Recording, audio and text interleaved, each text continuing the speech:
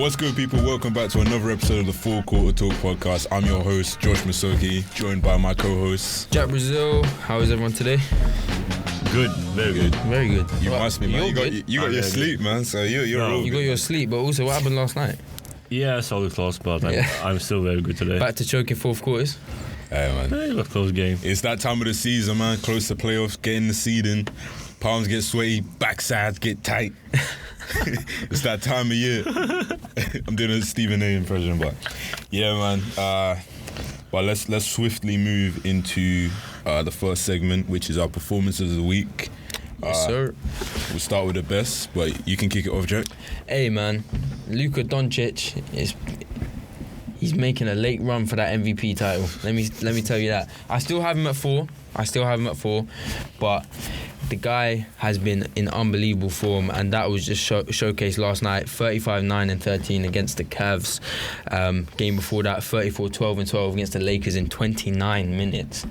I mean, it is the Lakers, but I digress. Luka Doncic has been in unbelievable form, especially this past week. And I think you could kind of split Luka's season into 2 parts, right? You could split it into before the trade deadline and after the trade deadline. Obviously, he came into the season, Luka Doncic, a bit out of shape, a bit pudgy. A little bit. But locked in straight away, and ever since they got rid of Kristaps Porzingis, he's been on a tear, 32, 10 and 8 since that trade, and he just makes everyone around him so much better. And I think he has that kind of genetic trait that very few basketball players are born with, that they genuinely make everyone they play with better. And you point to people like LeBron James, who have that trait, who have that DNA, and that just makes for a special basketball player. And I tweeted the other day, maybe I was a little bit too excited, but I said the only thing stopping Luka Doncic from becoming the GOAT is Mark Cuban.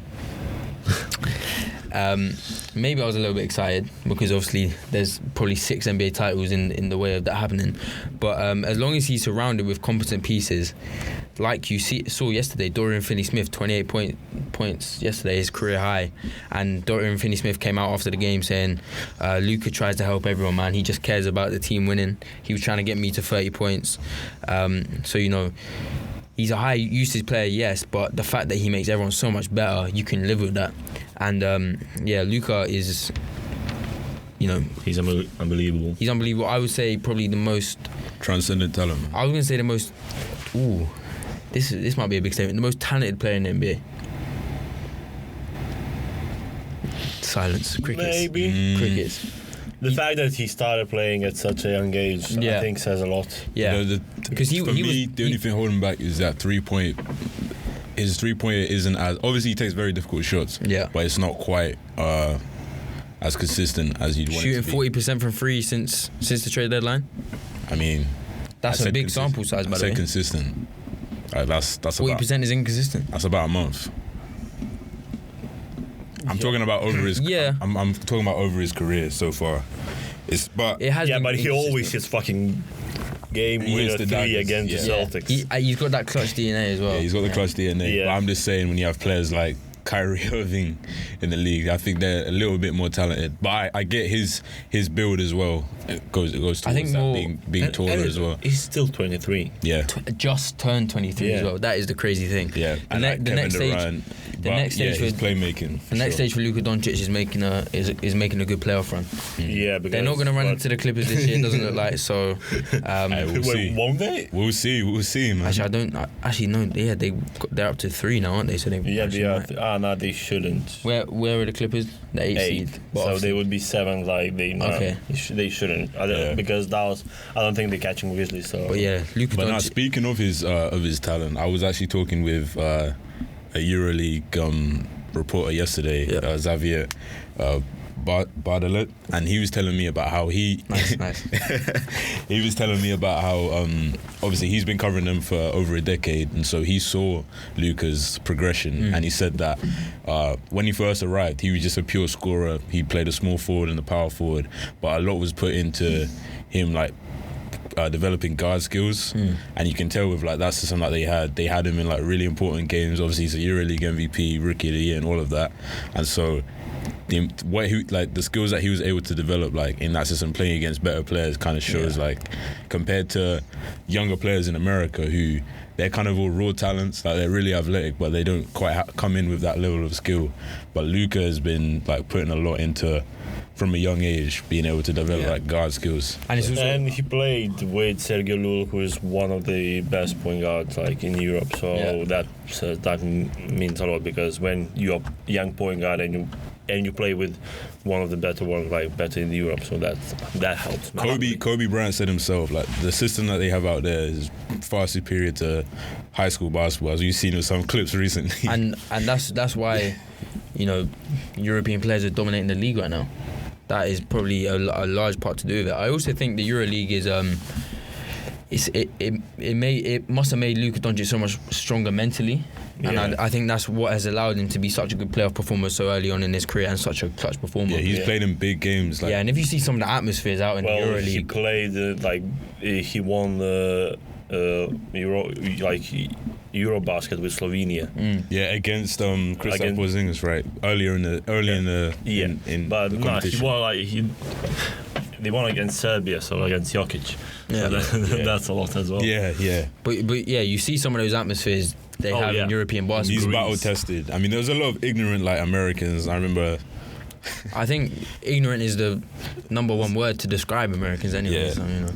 But there was a lot saying like, oh, is Luka Doncic battle tested? He did not play in the NCAA tournament. Like, bro, like that's guy's been playing against grown men. He's been playing in the second best league in the world, like against former NBA players. Yeah, you know, it's a different level. In Europe, I think basketball court is smaller as well.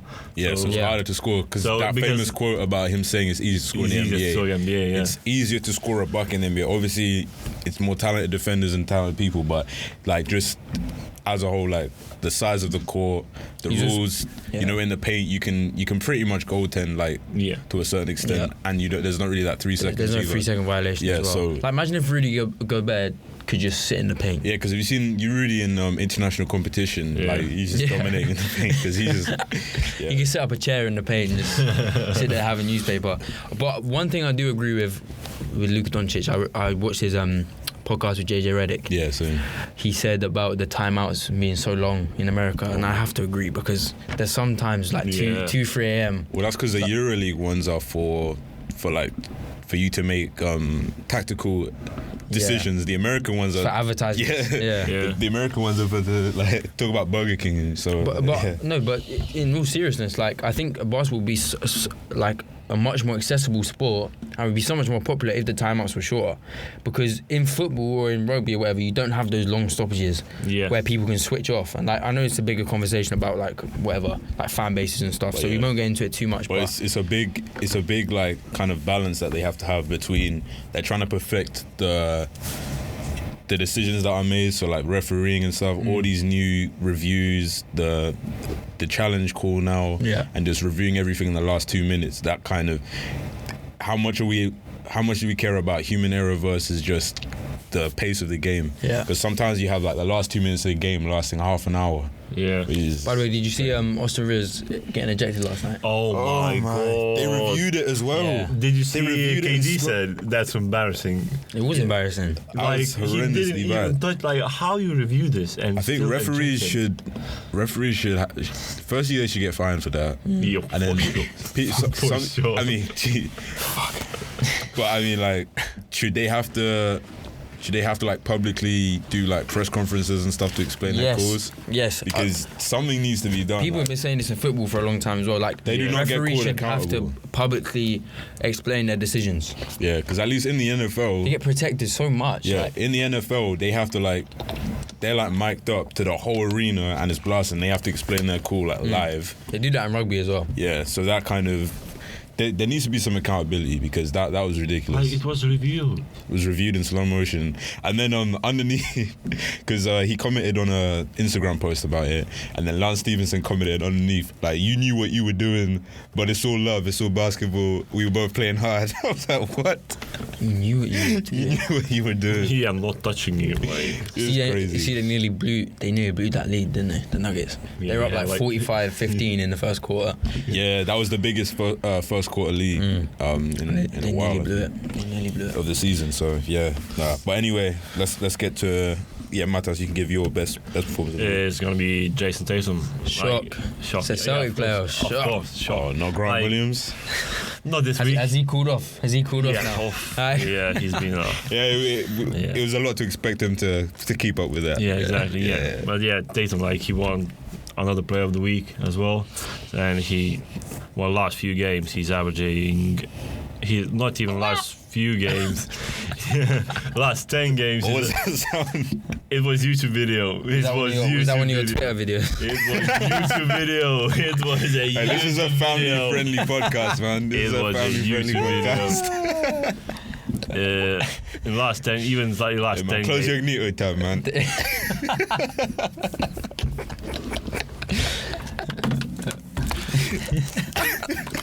Grant Williams got him excited. Now keep going, man. Don't lose your train. This is a basketball podcast. Let's not lower this thing. We're all professionals here, man. Yeah. The last 10 games, Tatum averaging like 30 points, 7 rebounds, and 5 assists. Like, recently he's been playing like amazing. And what's impressed me the most about Tatum is the jump he's taken on defense as well. Yes. Like, he's a legit lockdown. He's so underrated. defender. He's Yeah. an NBA, all NBA level defender. Yeah, and for sure. for some reason, I think is he the third best defender on that team, or it's debatable, isn't it? Because of Third, fourth. yeah, but I would put fourth. who would you put above him? Should we put Brown over him? Smart. Williams He's a better and- defender than Smart, Brown. Williams and Brown. I think he's a better He's a better defender than Brown. I think he's a better defender than think Brown as well. He is a better defender than Jaylen Brown. Yeah. Maybe this season he improved, but I like, think- last few seasons it was always Brown. Yeah, over him. before, but I think he's clearly now. I And think like his length helps him on Yeah, defense like a lot, his so- the way he's built and like how he's so like nimble and agile Yeah. for someone of his size. Obviously, helps him tremendously on both ends of the floor. yeah, he's got the frame, and like over the recent years, he's put on a lot of like muscle as well. Yeah. Yeah, exactly. Where would you have him in your MVP? Like, he's not winning the MVP, so No, I'm not saying I'm not. Listen, I man. I'm not saying- I don't We're- want to get into that talk Because if, like, he's not even, we're gonna like- talk about this later, but the Borden theory, man, of we're having 30 player MVP There's- conversations There's now. Like, 3 MVP contenders. half the league is in the MVP conversation now. One man. player has good week. Oh, maybe he should be MVP. But yeah, no. we'll say this for later. No, but yeah, he's But been yeah, like Tatum, amazing he's recently, and been like great. And it's like now that I think debatable. He probably won't make first team, but like when all this stuff that Jokic and Embiid can make yeah, it. it's all about peaking at the right time. Though, Yeah, and of like course. people were But saying. I think Tatum. They said something like Tatum can be voted in a guard as well. it's They weird. just because pick and choose. last We're gonna season- talk about this. Like, as well. what's the point? last season he didn't make it because he had more votes than Kyrie, but Kyrie had more votes as a guard, Okay. and he made it that way. And Tatum had Yeah. That's dumb. it was weird, Oh, and like because Tatum could vote like forward guard, and like Yeah. that was weird. Yeah, we'll go into. Yeah, that. but We'll yeah, get Tatum- into But So I think that was the next step Tatum had to take to be considered as a top 10 player was the defensive end, and now he's doing that. And I think, and his widely passing he's as well. yeah. But I think that's a lot of that to do is Ime Udoka, like the system you play. Yeah. Like you've ball movement. pivoted away from that ISO ball. Tag. And I know that pain right now, man. It's so hard to watch that. Yeah. But yeah, I think the passing is a lot to do with Ime Udoka's system. Yeah, for sure. But yeah, defensively, he's been great as well. Josh, Yeah, I've got Paul George. one game and he's player of the week. Yes, he is. Nah, to be fair, that was This crazy. guy is coming off. Wait, hold on. Josh is finally praising Paul George. I feel like I praised him last playoffs, but Nah, you did. But the foundations of this podcast we're built on you. Paul George's slander, yeah. Literally. I just wanted him to be better, man. I thought he was going to got- file like a restraining order or something against you, bro. You were. He did a lot. He did a lot for my Twitter on that day on that fateful game Game 7 collapse. Yeah. In the bubble, but those days are in the past. I remember the days where he was hitting the side of the backboard. You were loving that. Hits the side of the backboard. You were loving yeah. So he's coming off 43 games without playing since December. He was thought to have needed surgery, but he decided to fight that and just try to get his way back this season. He said in his post-game interview that, you know, he didn't want to leave his brothers hanging, and he wanted to come, and even if it is just him returning and not Kawhi, just finishing strong in this season. Yep. And they have no incentive to lose because OKC have their pick, obviously. Yep. So, but yeah, getting to the performance itself, an efficient 34, 6 and 5 steals. Yeah, 34 points, 6 steals, 5 assists. He hit, I think it was 7 threes. First game back, obviously. Like he hadn't missed a beat. Yeah, and he led a 25-point comeback against the Jazz. We'll talk about them later. But yeah, this is the Clippers' 4th 20-point comeback of the season, which is like the most. If Ty Lue knows what to do, it's come back. That's the difference between Ty Lue and Doc Rivers, clearly. But yeah, he's playing at. That's just a crazy thing to do, like with that much time out. It's rare to see a player be able to do that. Yeah, in the first game back as well. That's like what you'd expect from KD, Kyrie, and he's that type of player where he's got such a smooth game. To be able to lead that, to make that comeback as well, because that's taxing on you. You'd think that, okay, put him on a minutes restriction. All right, we're down by 25, so let's just let him get some rest. But that's an amazing comeback performance. But I think that's testament to having faith in your rehab process, because it felt like they didn't rush him back. Like they made sure he was 100% before he came back. Yeah, but so even with that, there's nothing that prepare you for an NBA game, and sure. especially 25-point comeback. Yeah. How many minutes he played? Oh yeah, sorry. Yeah, it was only 31 minutes as well. Wow. That he had 34 points, 6 assists, 5 steals. Wow. I saw a lot of shouts after that game on NBA Twitter. And I think that solidly puts him in the MVP conversation. I saw a lot of shouts on NBA Twitter saying after that game that Paul George is the best shooting guard in the NBA. What do we make of that?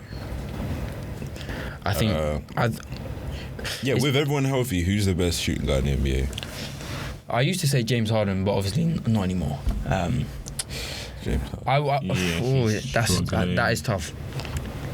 If he's a shooting guard, then it might be him in terms of just consistency. Both sides of the ball as well. And he's one of the best 3-point shooters of all time as well. If you look at, like, he's been shooting 7 a game at, like, let me see actually. Yeah. Over the course of his career, he was kind of ahead. Very impressive. He was kind of ahead of the curve in terms of true. Like if you actually look at the stats, he is one of the best 3-point shooters of all time. But he still gets disrespected every time. Yeah, every game. He's a 2-way player, a high-level scorer. And that run that he had last playoffs, it silenced a lot of people. Yeah, it silenced a lot of people. So, what? I was one of his biggest supporters. I think the record shows different, but you know. I think I was the loudest MVPG voice. Yeah, when he was in OKC. Yeah. Am I supposed to support someone? Am I supposed to call him great whilst he's? Yeah, but don't act like you weren't licking your lips, like ready to record all days. Like you were ready to slander that guy. I'm a professional, man. I'm all about content. I don't discriminate. I have to respect that. But I would say for me, it's between probably him and Devin Booker right now. I do kind of want to put, after what has happened this week, I feel it feels a bit harder to say this, but Donovan Mitchell, I think, has to be recognised up there as well because of how good he's been in the playoffs. Yeah. I think PG rises above both of them because of his two-way ability, play. Yeah, 100%. He's an all NBA level defender and an all NBA level offensive player as well. So. Yeah.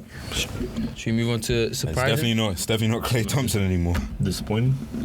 Disappointing? Yeah, worst players. Yeah, worst performances of the week. I'll go first. Klay Thompson. Klay Thompson. I mean, Jimmy for that. If anyone had the misfortune of watching him play basketball yesterday, I truly apologise. 13 points on 21 shots, 5 of 21 from the field. There's one thing about Clay. He's gonna get his shots up. He's gonna get his shots up. What did he take? Like 22 shots in his first game back in less than 20 minutes. He will get his shots up. Since Steph Curry went down, he's averaging 21 shots a game. And how many points? 23, but he's shooting 41% from the field. What's he shooting from three? He's shooting 40% from three, to be fair. Okay, so it's probably over three. Not gonna lie to you. Not gonna lie to you. The game against Atlanta helps him a lot because he had 37 on like 56% from three. So that helps out a lot. So obviously, it's a really small sample size, so that number's gonna deviate that a lot. But Klay Thompson, and then I just want to drag someone else in with him. Where is Hater Muse? Shout out to Hater Muse. Shout out Hater Muse. Quickly surpassing Stat Muse. Yeah. Yeah. I mean, it's not very hard. I mean, whoever runs the Stat Muse Twitter account. I've got all the respect for the website though, but Stat Muse itself is a very valuable, very useful as well. So good. Great idea. Yeah. But the way the website is run is amazing as well. Twitter account, oh man. Yeah, Andrew Wiggins as well. Andrew Wiggins, man, all-star starter. Andrew Wiggins. Since he was named all-star starter, 15 points per game, on 40% from the field, 28% from free. And obviously the Warriors have now fallen to the 4 seed with Luka Doncic and Mavericks overtaking them. Obviously, any team is going to miss Steph Curry, right? There's no doubt about that. But does it cool to Steve Kerr's coaching ability that they capitulate so much when one of their stars goes out of the lineup? Definitely. Because it was the same with Draymond Green, same with Steph Curry right now. Yeah. Obviously, when they didn't have Klay Thompson, they weren't making the playoffs. Mm-hmm. So does that expose Steve Kerr a little bit? Yeah, like you need like 3 Hall of Famers minimum to to win games. Yeah. It doesn't look good for him. And look, I feel harsh saying Klay Thompson because he's coming off like a year and a half, nearly 2 years. 2 years. 2 major injuries. 2 years out of the game. Back to back. Achilles and ACL. But at the same time, like when you're like you do have to step up in a sense when your guy goes down, and that's your responsibility. So like 13 points on 21 shots against the Suns, which is like a matchup we could well see in the playoffs. I think you've got to be better, and Andrew Wiggins as well. You've got to be better as well. And obviously Steph Curry's going to help a lot again when he comes back with the spacing and stuff. Is there any news when he's coming back? I don't know. I will get that up. Why don't one of you two say your disappointing performance? My disappointing performance is a bit different because I'm disappointed in the Raptors fans, especially after the Celtics game. Well, what did they do? Because we played with our 4 starters with only Marcus Smart. Oh, well, because they gassed up Pascal Siakam's performance. Like in general, they got so gassed up because they beat our bench in overtime. And they were saying, "Oh yes, give us the Celtics in the playoffs. Give us the Celtics." And then like everyone, like Celtics fan, like just come down, like it's just game against the bench. And what about the second game of the season when like we beat you with all starters?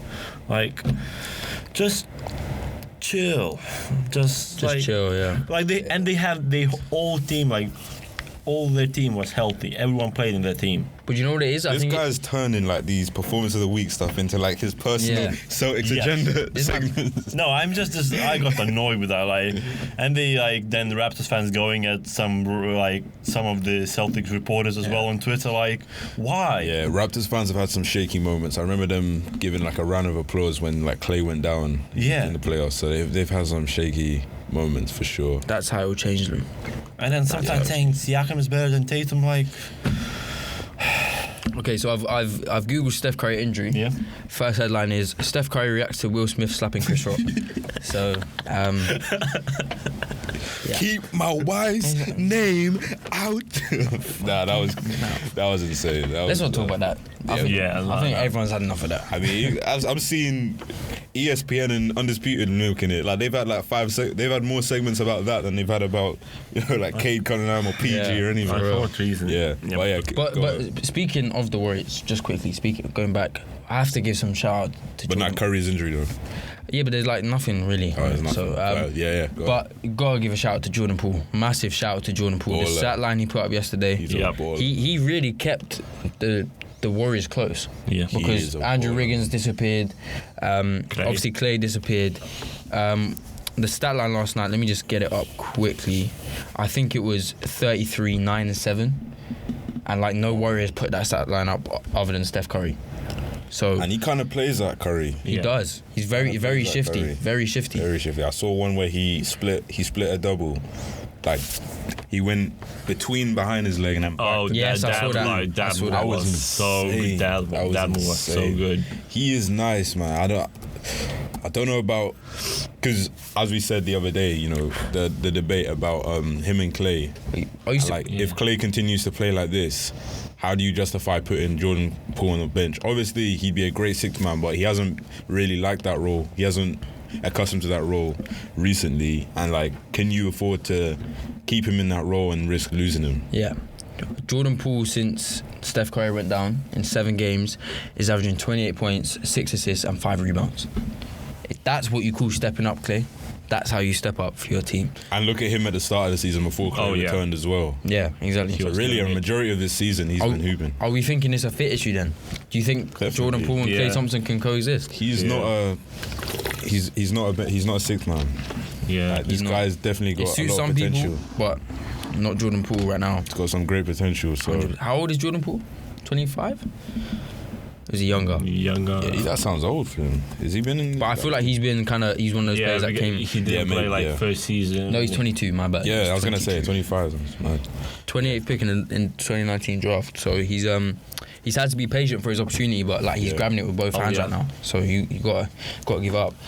It's kind of like not quite the level, but it's kind of like an Anthony Simons situation where similar. Is there room for him, especially in a team that's trying to still contend?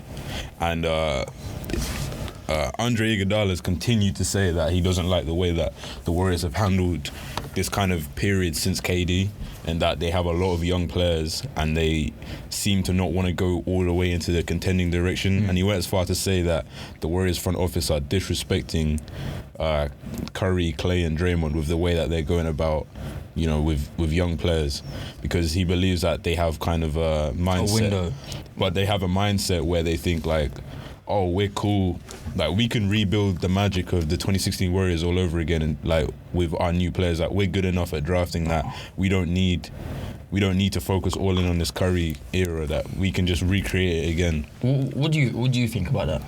You're not something like that, which is like how many teams in NBA history have had that type of run? Exactly. The Bulls, the Lakers in the 80s and 90s. So the Celtics in like the 60s. Yeah. Like they're one of the all-time. The Celtics in 2008. Yeah. Funny guy. I mean, the way they talk about it, you think that. Okay. But so banking on that is insanity, because if you think about what it took for them to get to that, they needed Curry to suffer injuries early in his career so that he signed a lower contract.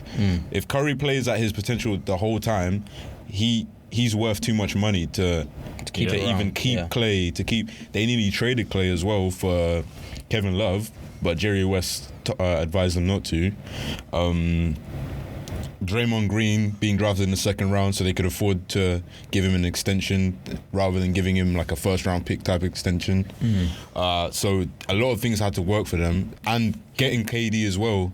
The league got a new TV deal, which expanded the what's it called? The cap space for that season. Yeah. But there was a vote of whether to gradually increase the cap room or to just like get a lot of it in that one season, and everyone voted to do it in that season, which gave them the ability to sign KD. They wouldn't have been able to afford him if it was a regular cap year. So a lot of things have had to go their way. A lot of things have to work. So yeah, banking on being able to do that is insane. They're also assuming Curry, Clay and Draymond are still at that level as well. And they're assuming that, I think they're talking about post Curry, Clay and Draymond. So thinking that they can just draft players and get, because what have they really done with their picks? They refute. So they took Wiseman over LaMelo because of supposed fit. But I mean, you always draft for ability. So yeah, that's insane to think that you're gonna be able to replicate that with new players. I think you go all in. You have Curry who's still playing at that type of level. Like you have to go in all and capitalize on that. So you think they should have traded their young players? I think Yeah, I do think they have to favour a particular direction that fits. Yeah. Paul might be on the way out. But I also do think that like they're competitive now. I'm not saying they're going to win the title, but like they're competitive now. But I do think they have the pieces to be set up for a future without those three, which is good.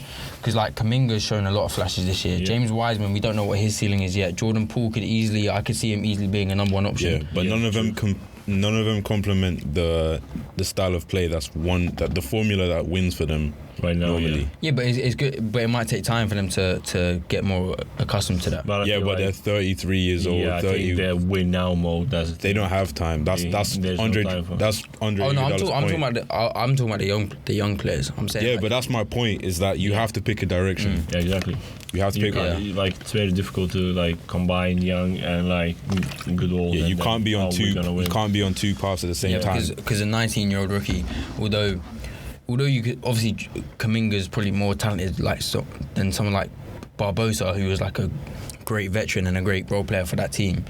He's more talented, but he doesn't do the same thing. So it's like that experience goes a long way. Yeah, you might have more talent, it doesn't necessarily mean you have the winning formula. We all watched The Last Dance, and what broke them up is Jerry Krause thinking, oh, I don't need to do it with MJ.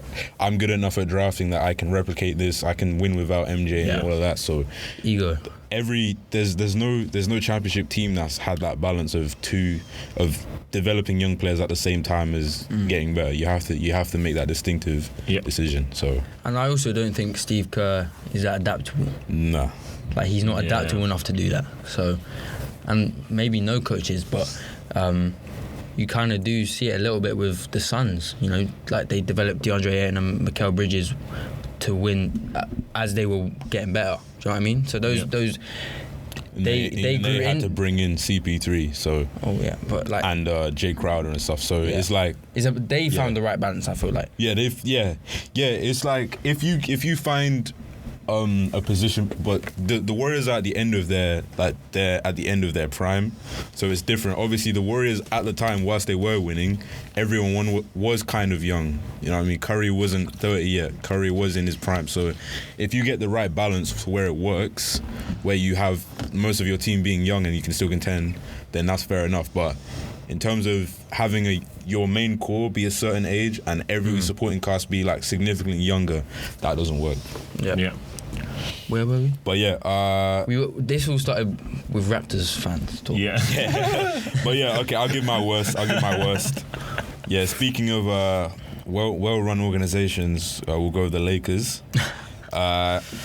Frank Vogel still has a job. He's a terrorist to the game, man. He must have some dirt on. He's got some dirt on. Yeah. Jesus. He's probably like the main. He must be like the main source for Winning Time, you know, the new Lakers show. By the way, Winning Time, the show. If you haven't watched it, that's probably the best thing going for the Lakers right now. Like that show is elite. I still need to. I still haven't. But have you seen that meme? It was like it's oh my gosh, who is it? It's like you got a terrorist and then you got Doc Rivers right next to him, and it's like you can kill the man, but you can't kill the idea. It's like, that's the same thing with Frank Vogel, because like this guy in two of his losses, he ran a small ball lineup. Whilst Kristaps Porzingis was killing them, he decides to go with a small ball lineup, having Russell Westbrook as Kristaps Porzingis' primary defender, and then does the same thing with Valanciunas. Then, oh my god. Yeah, he doesn't even. So he'll call timeouts, but he doesn't even run like a set play out of the timeout. Like he'll call like a 2-minute timeout in the fourth quarter. He's just calling water breaks. Yeah, because a 2-minute timeout in the fourth quarter, and then the ball's inbound, and they just do a random ISO. Like, it's ridiculous. So the Lakers, they blew a 23-point lead, to the Pelicans, who that's a tiebreaker they've now lost. So they blew a 23-point lead, allowed 40 in a quarter, outscored 66-29 in the second half. They gave up 82 at the half in their last game. They're now 5-15 in their last 20 games, lost all the tiebreakers of everyone around them. They now sit at 11th seed. Damn. So the destiny, are they back to 10 now? Back to them because Spurs lost last night. Fair enough, but like their destiny is no longer in their hands with the current situation, and they've got one of the toughest strength of schedules remaining in the league, and now you've got LeBron out, so it's like, what do you sit LeBron for the rest of the year? That's the question, because obviously you want to make the playoffs, but at what cost? Yeah. And then like LeBron's injury that definitely complicates things, and he's still gunning for that scoring title, but he's not even eligible yet because they've now got 7 games left, and he has to play in at least 3 to be eligible for awards. So and still, if like they make play-ins, are they going? I don't think they're making playoffs. Guarantee. No. Because they at this point they would play Pelicans. I would take Pelicans over Lakers right now. I mean, yeah, like the head-to-head shows. Yeah. But Shaq in his podcast said that the Lakers probably won't make the play-in, but if they make 8th seed, they'll beat the Suns in the first round. Yeah, like how? The funny thing is on Twitter I was seeing loads of Lakers fans like when they were up big on. Oh yeah, you don't want us. No one wants to face us. Yeah. It's like give us CP in the first round, Lakers in 6. No one wants to face a healthy LeBron. Do you know what I haven't seen this year? I haven't seen that meme with LeBron where he's got the cigarette. It's like oh yeah, Lakers in 4. Lakers in 4. I haven't seen that this year, and we all know why. We all know why. Wasn't there a point where like the Lakers and the Celtics? The NBA's promo for the playoffs doesn't even include LeBron or the Lakers, which is insane. Yeah, I think at one point Lakers and Celtics had like the same record. 23 and 24. Yeah. Boy. Wait, what? Lakers and Celtics at one point had the same record. Yeah, it was 23 and 24. Wow. Yeah. And now look. Now insane. 31 and 44 for the Lakers and 47 32 something. Mad. Yeah. Man. That's the difference a good coach can. It's insane seeing a LeBron-led team. I'm complimenting you. Yeah, I know. Why do you look at me like that? You look like wanting to punch me. But now, watching a LeBron-led team be that far under 500 is a trip, bro. Like it's crazy. Especially when he played a lot of a lot of time as well. Because he did miss that time with his knee, but it's insane to see. And the fact that like they even had to stay competitive in that Pelicans game. They had to play LeBron like fucking 40 minutes, and he had to put up 39 points on a rolled ankle. Yeah. And they still lost. Fans were getting excited about his 50-point games and all of that, saying that this is like LeBron's not going to let us miss, but that's an indictment that just to even be close in a game, he has to score 50 points at age 37. Exactly. Just for you to be even close because of how bad your defense is. Like, you'll see Russ go off, you'll see LeBron go off, and you get gas, but like, no, they have to have like Herculean efforts just to be close because how terrible their defense is, how terrible their coaching is. So bad. Like, this is just a terribly built team. There was comparisons to the 2012 to the Kobe Dwight Steve Nash Lakers, or even the Karl Malone Gary Payton Lakers back in like 2003 when they lost. Was it 2003 or 2004? When they lost to the Pistons. But either way, that's disrespectful. That's disrespectful to those Lakers teams because both teams at least made the playoffs with the 2004 one, at least making the finals. You've got a whole new format that allows an extra 3 teams a chance to make the playoffs, and they might not even qualify for that. And it's the same insane format that LeBron criticised all those years. Whoever made the play-in needs to be fired. There's an alternate universe out there somewhere where the Lakers trade for Buddy Hield and LeBron wins his 5th ring. Probably. Yeah, man. It's just like they went for talent over fit, and exactly. That's just never a good idea. So not all the blame can fall on Frank Vogel. 98% of it, but obviously the front office. The front office and the ownership, because the ownership were too cheap. They didn't want to pay. They bought DeMar DeRozan as well. Yeah, both the DeMar DeRozan and keeping Caruso. Those are both money decisions. Thank you, by the way, to the Los Angeles Lakers for both of those decisions. Yeah, they refused to give Caruso like an extra $5 million. I think he's worth $5 million. I think he even said like they gave him an original offer that was like insulting. Yeah. Then he asked for a little bit more, and they gave him a tiny bit more. And he said he was ready to accept it, but he would just look elsewhere. And obviously, like the first offer that comes in actually kind of reflected his value. So then he thought, oh, okay, well, yeah. And then with DeMar, that whole situation was we just don't want to pay DeMar. Yeah, like they wanted to pay DeMar like a mid-level exception or something. Yeah, and he was happy to accept as well. he was happy to accept it. Like he said he's been very vocal in interviews that his first two choices were LA and both LA teams were his first two choices. So yeah, like they both kind of bottled that. But this kind of goes back to when the Bulls were struggling to get free agents. Is that the last few years is all about you've got these big market teams moving like small market teams. Yep. Like how are the Lakers struggling to pay players when they're one of the biggest franchises in the world of any sport? Literally. Yeah. Like literally. that's ridiculous. So yeah, they've got from top to bottom. They've just got a lot of issues that they need to work out. And it's not going to be fixed in one off season. Yeah, And it's not going to be. Yeah, And as much as firing Frank Vogel will help, it goes deeper, I think. I mean, LeBron might be a Lakers legend just on top of the fact that he just saved his franchise because it was kind of poverty. Yep. And then he just decides to sign there, maybe for off the court reasons. Yeah. And he's kind of made them look respectable, but he's hidden a lot of their issues that are a bit deeper than. Yeah, on the court. But when we spoke earlier about the Warriors kind of teetering in between young and contenders, you saw the Lakers were in that predicament as well when they signed LeBron James. They still had Lonzo Ball, they still had Brandon Ingram, and obviously they committed to that one way, but they wanted to be contenders. And yeah, it resulted in a title, right? But four out of those 5 years, or 3 out of those 4 years, whatever, that LeBron has been there, the Lakers have underperformed drastically. Massive, and now they're set up for quite a bad future as well. You can see them going into poverty for a while now. Here's the difference. There's because I just saw a video that put it pretty greatly. There's a difference between the idea of committing or the idea of trading away those young players was right, but it's the execution of it because you didn't have to give up. You didn't have to. You're breathing into the mic, brother.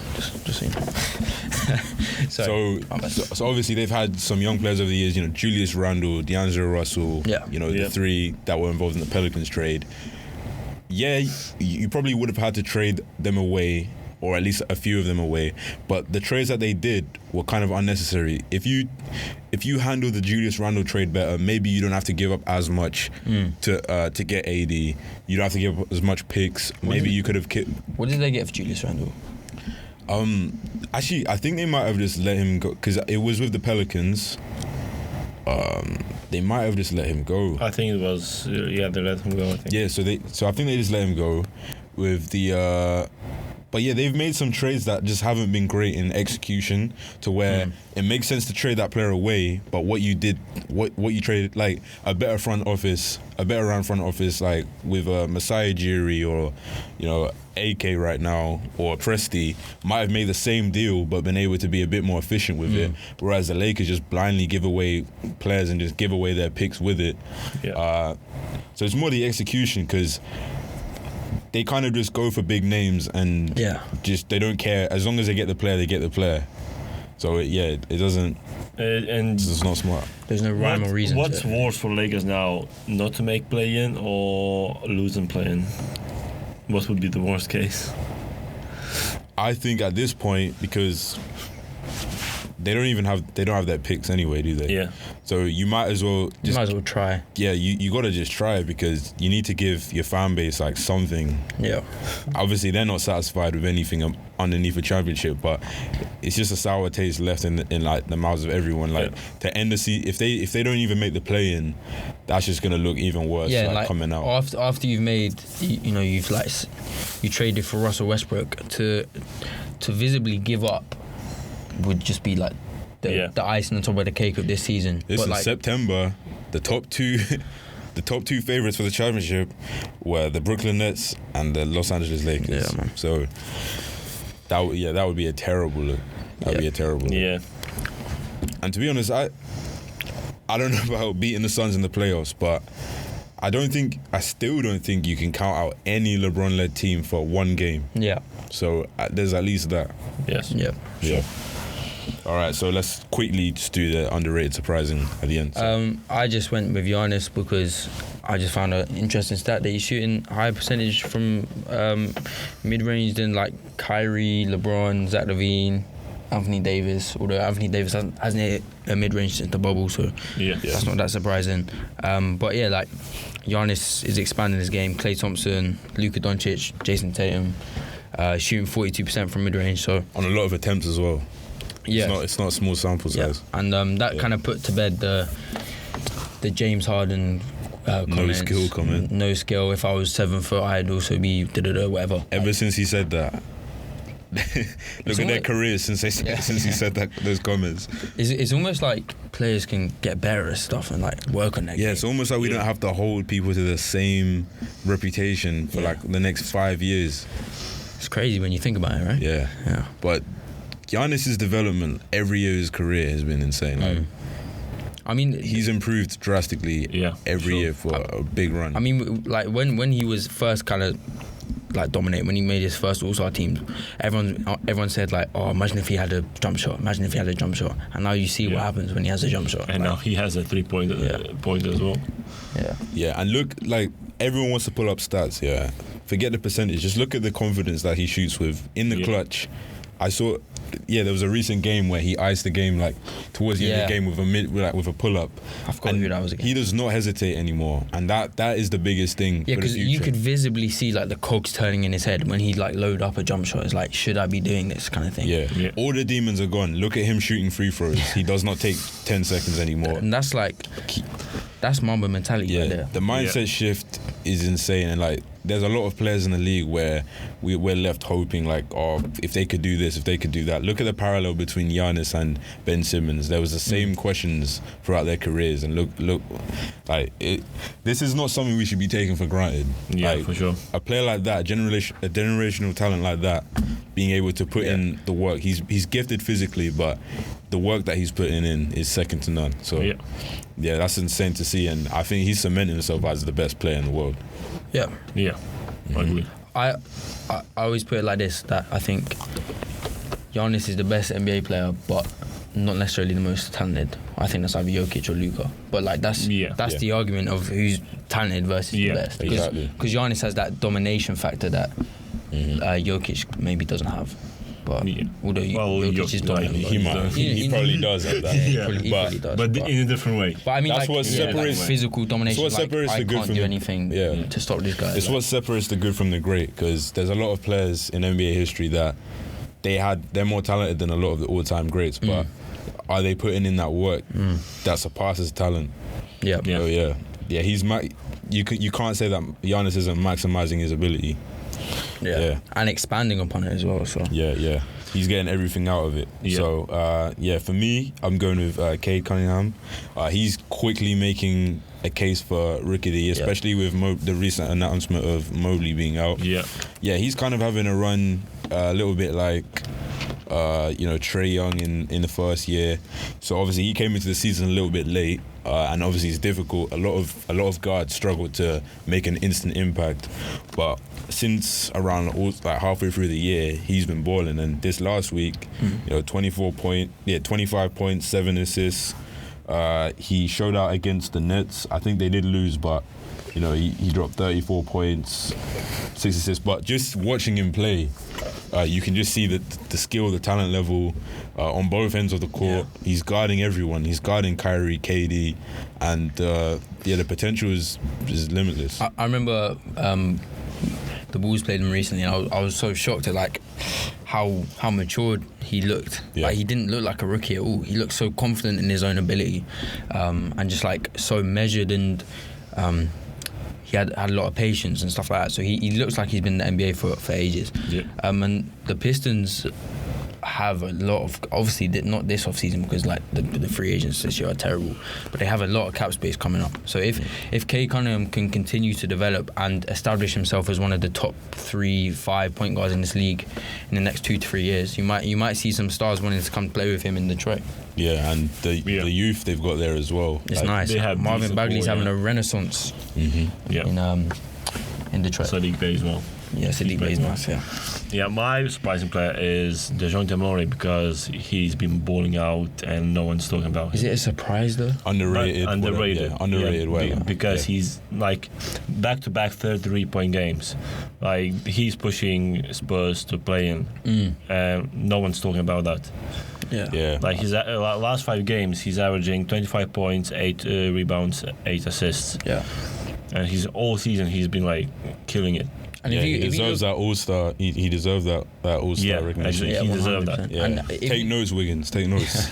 And if you look at a player like the team around him, it's actually like the Spurs are not that deep at all. Like, so he's doing a lot with a little. So like, so he's been like fair play to but like the fact that like no one's literally talking about him apart from like probably Spurs fans. Yeah.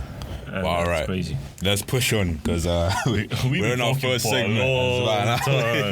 So we have to give the camera back in like 20 minutes. Yeah. But all right. Let's quickly talk about Rob Williams. That's tough. Obviously, it's not as. Right. It's about to hyperventilate. When you message like, "Oh, I probably might have be any tearing." tissues? When we had the news and you message, "Oh, I was probably tearing up." I was at work on my break and was tearing up.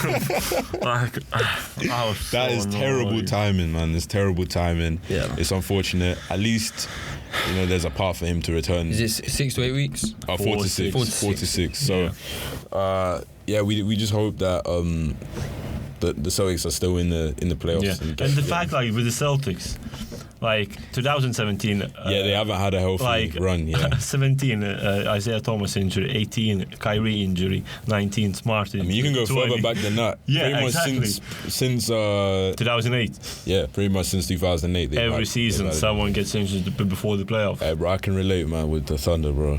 Yeah, it's tough, man. It always comes at the wrong time as well. Yeah, especially like he's like such a big factor on our defense. Yeah. Well, you've lost two since you've lost him, right? Yes. And you only lost like 2 since January or something like that, or like 5 or whatever. But you know what I mean? Like, it's like the Jazz losing Rudy Gobert or something like that. Like, yes, it's like I would say similar. Defensive anchor, like adds so much. Like we were saying this off camera, like.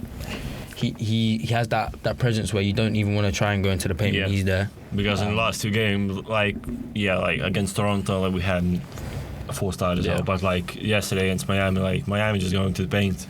Yeah, that's why bigs get so much extra recognition in defensive player of the year voting, because when you have a big at that level, that's that deterrent in the paint. Firstly, your other defenders are so much better because they have the confidence that, okay, I can be aggressive as possible because if I get beat, I've got him in the paint. Yeah, exactly. And then on the other side, you've got players that just don't even want to take layups, or they hesitate when they're in the air because they don't want to get blocked. So, that's a big loss. Yeah, Rob Williams is second in blocks, total blocks, and like, averaging 2.2 blocks per game. Like, there's games where he's get 7 blocks, and like that's normal to him because he's so good. Smart. He also like just never takes a jump shot, so he's like insanely efficient as well. Well, he takes some like 1 every 10 games. So he's just insanely efficient. And he's a very huge lob threat as well. Because he can jump. Yeah, he's insanely athletic. Yeah. It's a tough one, but hopefully he gets back soon. Yeah, hopefully get balls in the first and one. hopefully I can't wait for Vooch to average 30 on against Grant Williams. Al Horford. Oh shit. He's not averaging 30 against Al Horford. And whatever big that the Celtics have are going to average 40 on Boots. But I mean, we can go because we just had that. We just talked about Rudy Gobert, so we can talk about the Utah Jazz, their struggles, which they're crushing. They're free falling, man. Like, this has been a bit of a point of contention pretty much since this fateful moment, during the start of the pandemic. Oh my God.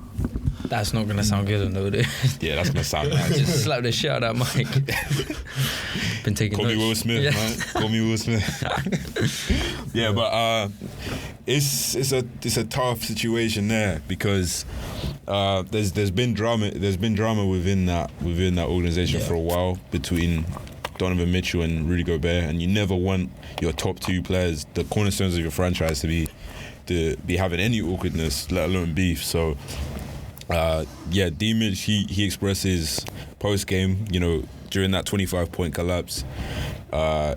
He was really vocal about his disappointment. And then early in the season, you had Gobert calling out Donovan Mitchell and the other guards, saying, look at Devin Booker, he plays defense, that's what you want out of your guards and stuff like that. So they're not looking great. Normally they're in that top 3 of the conference, and so we can overlook, even though no one ever believes in them. Yeah, they're like they're a regular season team. Yeah, as who is it? Was it Terrence Mann said to Bruce Brown in that live. And Terrence Mann can say anything about the Utah Jazz after that playoff performance. Yeah, for sure. He's got part ownership with D Wade there, but it's a tough situation for them, because what changes can they make? Because now that they've made Rudy Gobert like the highest paid player in NBA history, what room is there to really do anything? I mean, you just gotta try and. I think Donovan Mitchell probably hurt his trade value with what he said the other day, because now we already knew he kind of was not going to be there too long term. Yeah. Because he never looked too happy there. Has he not signed an extension? I'm not sure, but I feel like he has, because if he's on a long term deal, then his trade value is going to be, even if he demands a trade, his trade value. I think it still affects it though, because a star that wants out is still less valuable than the star that wants to be there. Not if he's on a decently sizable deal, because he's not. I don't see him doing a Ben Simmons. That's not gonna. I don't see that happening. Yeah, he would probably still play. He just seems so unhappy there. Yeah, he would probably still play, but. He'd play, but wanted demand a trade still. Yeah, he signed a 5-year deal. Yeah, he signed a 5-year deal. $163 million just last season. Okay. So he's probably there for a long time. I think a team would get at least 3 years out of him. Yeah. So yeah. But then as a young talent, that's a great. So you've paid your 2 stars that much. Yeah. But they obviously can't win. They don't like each other, and they haven't really shown that they can win together. Yeah. What do you do? Yeah, because you have 2 options here. You trade Donovan Mitchell, who has the highest value, but then who are you trading him for? Because I saw something on Twitter the other day. Someone said Anthony Edwards, D'Angelo Russell in the first. I think they'd ask for way more than that. Yeah, that doesn't push the needle. Yeah, that doesn't, because if you're making a trade, you want a different situation than you have right now. Yeah. Or what's the point? And then if you go the other route of trading Gobert with that contract, who's trading for that? Because Gobert, his impact is undeniable, but you can get similar impact for a lot less. Yeah. In terms of center's a pretty deep position in terms of not at the Embiid and Jokic and Karl Anthony Towns level, but throughout the league for the role that for being a lob threat and a rim protector, you can get. There's a lot of bigs in the league. Miles Turner, you got Mitchell Robinson, people like that. Yeah, exactly. So that's definitely not a top paid player of all time level impact there. So you're in a tough situation. Yeah, I think they'll just keep doing what they've been doing, 50-win seasons, and then play well in regular season and literally go out in the playoffs. If it's allowed, but how long is Donovan Mitchell's not going to stamp out for that for too long. But we've just said he can't move, so it's what do they do? That could be interesting to see. Well, if he puts the pressure on them, then obviously you have to make the move. At that point, that's what I mean. Yeah. Rudy Gobert is just that contract is the biggest issue. And speaking to that, I wonder what Dwayne Wade thinks of his investment now. Well, if he ends up on the Heat, then something fishy's happening there, man. If he ends up on the Heat, Dwayne Wade's gonna pack his bag for him.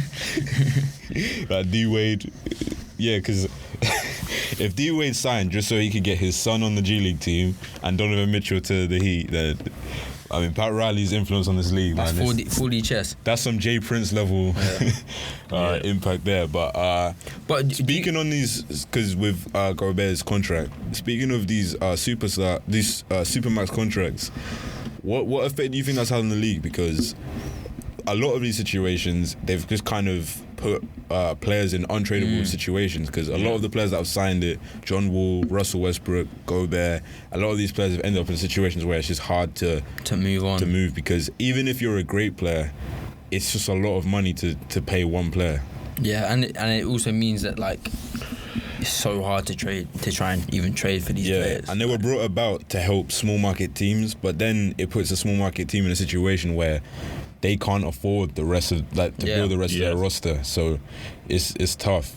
Yeah, that's why I think drafting has become even more important, because you can have you see Ja Morant in a small market, but because the Grizzlies have drafted so well with Desmond Bain, Ja Morant, Jaren Jackson, because they've drafted so well, they can have a lot of elite players for cheap.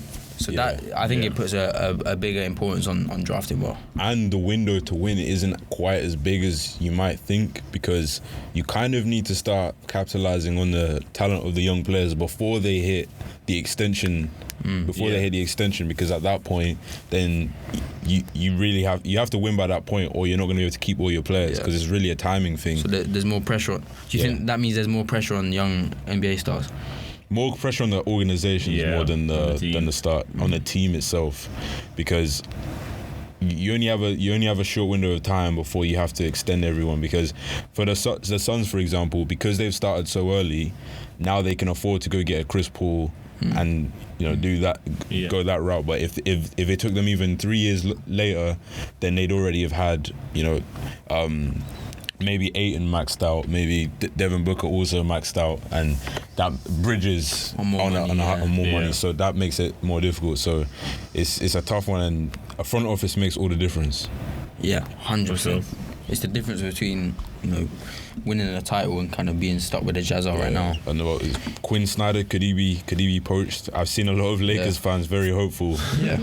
Well, because the Lakers, even if they run it back next year with Quinn Snyder, that makes all the difference. 100%. For sure. So definitely, because Quinn Snyder is one of the elite coaches in the NBA. So, well, no disrespect to NBA champion Frank Vogel, but NBA champion Frank Vogel. Yeah, but okay, yeah. We spoke about the Ja, that situation, about how their young players are showing out to be incredible. So let's talk about that, because there's a narrative right now. Without Ja, the Grizzlies are 19-2 for the season. Obviously, there's a bit of context to some of those games. I think majority of those games, the other team didn't have their stars. Yeah. But let's just talk about the argument of it's not even about Ja. Just the overall argument every year that we get about player X isn't that great. Their team is so much better with so stupid. It's such a dumb argument, because you're penalising the player for them having a competent front office that builds a team that doesn't solely depend on them. Yeah. Because we've already seen this with LeBron, Westbrook. A lot of the time, those teams are built to where they just can't do anything without those two players. And I think that's not a good model. But that's what has tricked NBA fans, because you see LeBron gets praised for carrying a team. You see Westbrook gets praised for obviously they're going to get praised for this, but of course they get praised for his 30-point triple-double season. A player shouldn't have to do that if the front office is good. Yeah, but it's great for them that they can do that and that they do that. But look at Curry. First thing that happened when his players are out, can Curry carry a team? Yeah. We're saying that about a 3-time champion, a 2-time MVP, that his legacy is on the line in a season where he's playing with G League players, because can he carry a team?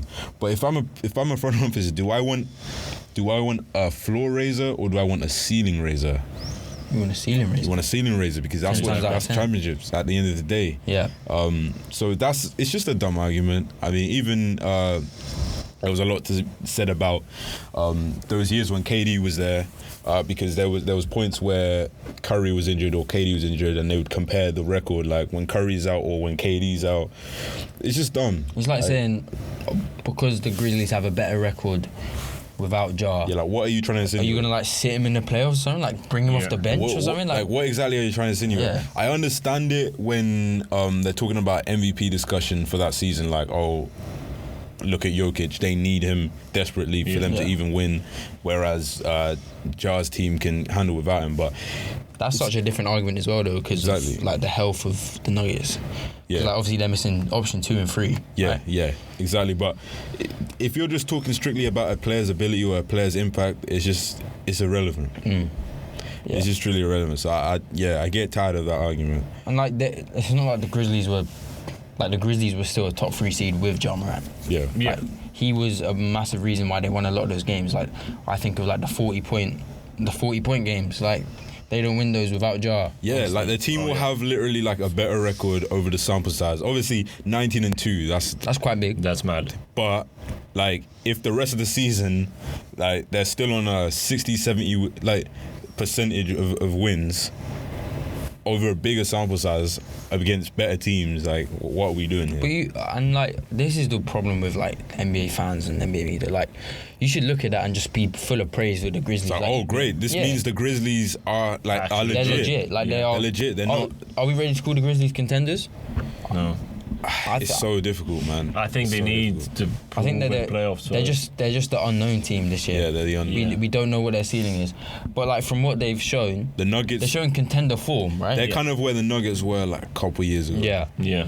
But like, we should be praising that instead. Like, the Grizzlies have fast-tracked this rebuild. Like, exactly. We should be saying, okay, like Taylor Jenkins should be up for coach of the year. This is exactly what you want. You want your team to not be dependent on one player. I would have loved if over the years when KD and Westbrook were out, we could still win, because that gives you more confidence in your team as a whole that they can adjust. Well, it's like you saw the true version of the Bulls when we had all our injuries, right? Like Billy Donovan couldn't find a system that could adapt with that, and I think that's also the difference between an average coach and a good coach, is making it work when it's not going for you. And Taylor Jenkins has done that.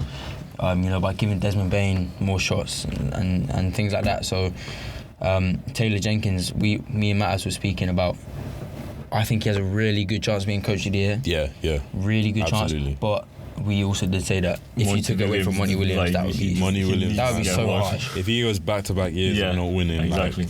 Just think about Monty Williams' run since that bubble, like that bubble year. It's crazy. But yeah, let's keep going with the narratives. We're at that time of the season. Where everyone gets bored and everyone decides, oh, Chris Paul's the real MVP. What are we doing here? What are we doing here? Like, the Booker agenda, the Tatum agenda, whatever it is, like whatever player it is. What I don't get about the Booker one is, like, everyone's saying that people are disrespecting Devin Booker. No, they're not. No one ever disrespects. No one disrespects Devin Booker. Look, this is how everyone knows how discourse works. You know why? Because no one Steph don't put his stats after the game, so that's disrespect. Every fan base feels slighted by every. You know what I mean? Yeah. But look, if for like the last 5 years everyone's been saying, oh, like Booker's so disrespected, he's like the Mamba level player. If everyone's saying it, then it's not. Yeah. If everyone says Drew Holiday is underrated, is he underrated? No. Because everyone is saying it, so we all agree that he's at that level. Yeah. So it's like, what are we doing here, man? And then we have the little discussion about the All NBA spots and the voting of that. And now Jokic and Embiid are both eligible for forward and center spots. But last year it didn't happen. They both were 1 and 2, and that didn't happen. An award is not good if the criteria changes every single year. Then that just ruins the legitimacy of it. You're talking about with Tatum with the guard and forward spots. DeMar's down for the same as well. You even need to establish. That makes no sense. You even need to establish something with Jokic and Embiid, neither of them have played any forward minutes this season. I don't think so. If you do this, just get rid of positions. If you're going to do this, just get rid of the positions. Because who's to say, like, just beating around the bush. You've got two players here that haven't played any forward minutes, but you've seen that, like, it's subjective. Yes, we both know that they're the top 2 candidates for MVP, but it's still subjective. You can't make that decision like towards the last month of the season. Just decide, oh yeah, we're gonna make them eligible. Like, Yeah, it's ridiculous because then why are Curry and Westbrook and James Harden, not all three of them, they should have all been eligible in the 2017 season for make Harden eligible for forward then, so all three of them are there. Like, let's just have the top 15 players represent the top NBA, all NBA teams. Like, it's so that's dumb, the way it man. needs to go, and I think that would add more credibility to it as well. Like, if it was top 15 NBA players and I saw on someone's Basketball Reference they got all NBA, I would think that's more impressive. Yeah. Because exactly. Yeah, top 15. Because you were saying earlier about how who was it that missed out because they got like someone got more Jason votes Tatum. than them. It's about Tatum. Because Tatum got Kyrie, more overall votes, but as you said, he didn't get as many guard votes. Because as Kyrie. guard. Well, yes. Like, what are we doing when we're doing stuff? Especially if you're gonna pick and choose each year. Yeah. You know what I mean? And that cost Tatum $3 million. Yeah, that's the biggest thing as well. Because this has contract implications because you said 3 million. How much did you say? I think it was 3. He talked about on JJ's Reddit. Well, you're saying 3 million. Well, that's the difference between some people being eligible for a super max and a max. Yeah. So that can be 100 million. Yeah. It's mad. And imagine missing out 100 million because you're not a forward. Yeah. Like Crazy, man. Crazy. Yeah. It might be more, but like still, you basically. And apparently, like Tatum said that one of the voters said, "Oh, I don't like his shot selections. That's why I didn't vote for him." Yeah, that's the biggest thing as well. I don't like that they're in charge of it when these are the same voters that didn't vote Clay for All NBA defense for like half a decade. That you've got Ramona Shelburne who's like, "Oh, I vote based on narrative." You got Rachel Nichols back in the day. R.I.P. Rachel Nichols, but she got cancelled. Yeah, she got banished. She got packed up. But she said, what did she say? Ersan Ilyasova. Rip Bozo. But yeah, she said, what did she say? That LeBron should be considered for MVP that season because the Lakers had to deal with Kobe's death. Like, you know what I mean? This is who's in charge of the voting, and they're in charge of the criteria. They're in charge of these contract negotiations and everything like that. So you need to take it more seriously because it has contract implications. It has legacy implications. Because these are the things that are left behind. Like when we didn't watch Will play, so all we have is the stats. Like a few generations down the line, one player's going to have more All-NBA selections than the other, and that's going to be taken into account without the context. So these things matter. I think next week we should do our All-NBA. I think that'd be interesting. But we should get rid of positions. So basically top 15. Yeah, we'll just do our top 15. 3 teams. Got it. Yeah. Let's go. With that, make sure you tune in for that. But with that, we are done. Bit of a lengthy one, but... Pause. Josh needs to run to return the camera. Yeah. But yeah, with that, we're out.